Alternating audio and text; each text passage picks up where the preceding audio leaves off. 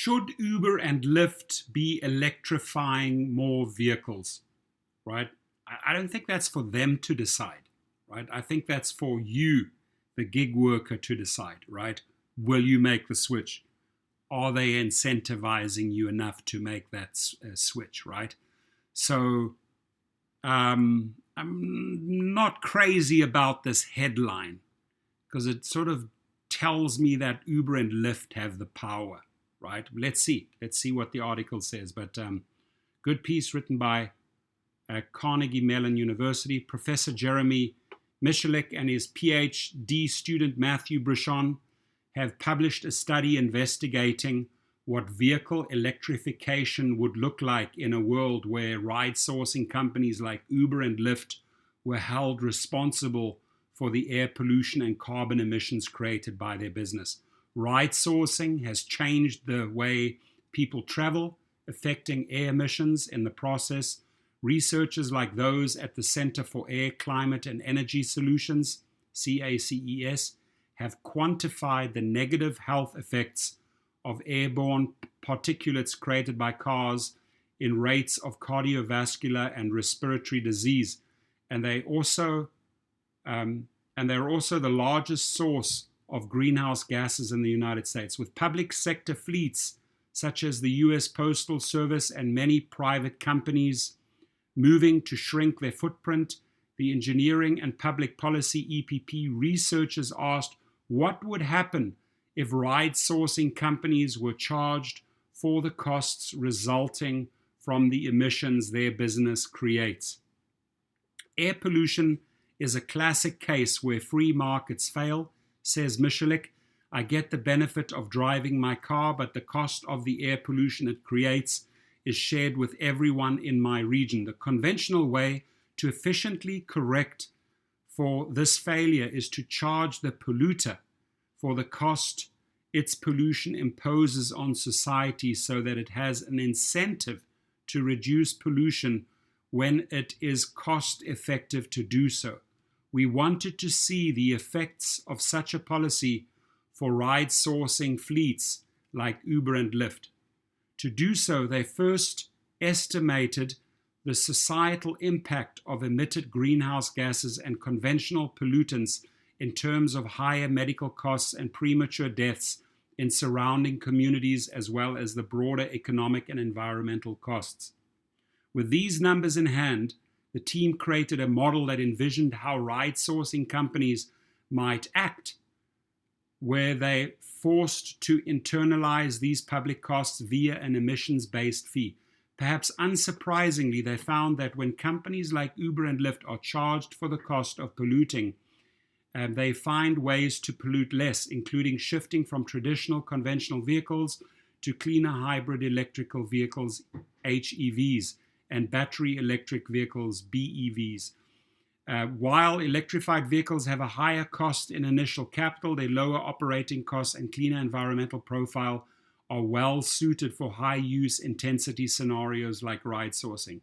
To their credit, companies like Uber have already acknowledged the need to electrify the US automotive fleet. Uber and Lyft have pledged to shift to 100% electric vehicles by 2030, and the ride-sourcing firms have initiated programs like Uber Green, which allows users to request a hybrid or electric vehicle and reward drivers with an extra 50 cents from a $1 rider surcharge. The company is also testing programs in major cities to allow Uber drivers to rent EVs. Now, I was interviewed by Bloomberg News about a week ago. That article should be coming out soon.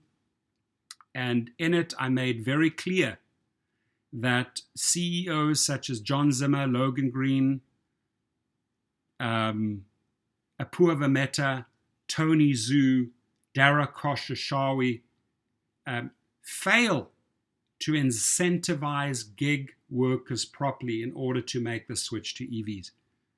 50 cents or $1 surcharge, that's not going to motivate us to switch, right? So if they stand by those numbers, they shouldn't be surprised that they don't see any effect or any major changes by 2030. Now, the only way they can force us gig workers to, let's say, go that route, EV route, hybrid route, is by the company starting to phase out the vehicles that they will allow on the platform, right? So what they've done now, obviously, they say, okay, well, we have this new category, Uber Green, and we're offering you a whopping 50 cents to $1 to come on board. Well, tell you what, gig workers haven't quite bought that yet.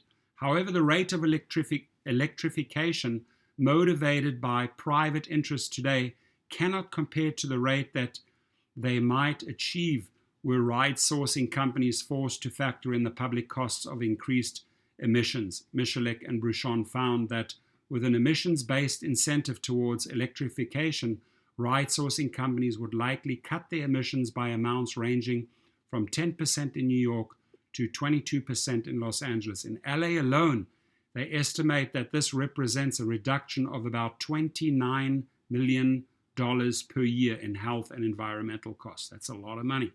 While good work is being done by both public and private interest to push for electrification, greater public awareness and stable policy are still needed to internalize the public costs created by private vehicles, including ride sourcing. Doing so will provide greater incentive to eliminate the harmful externalities for our community and environment and create a cleaner, more efficient vehicle fleet. What do you think? Will you make the switch? If you do make the switch, what do they have to offer you? What extra, put it out there, what extra fee do they have to offer you in order to make this EV switch? I'm curious, I think it should be extra $3 to $5, right? $3 on the minimum, $3.50 to $5, right? Those two numbers come to my mind. Now, huge shout out to my sponsor. Absolutely love them. They're fantastic people. Cova. They have the ultimate gig protection plan for all the gig companies. Starts at $7 a month. You get 1 month free with my link below. Go and check out the benefits and perks now.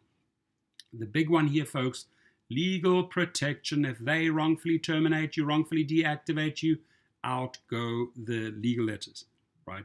So check it out. Have a great day, and please leave me your feedback. I'm very curious.